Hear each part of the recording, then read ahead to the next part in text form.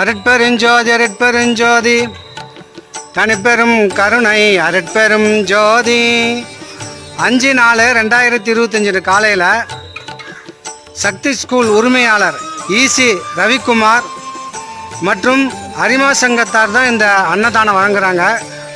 அவங்களுடைய சக குடும்பம் வாழ்க வளமுடன்.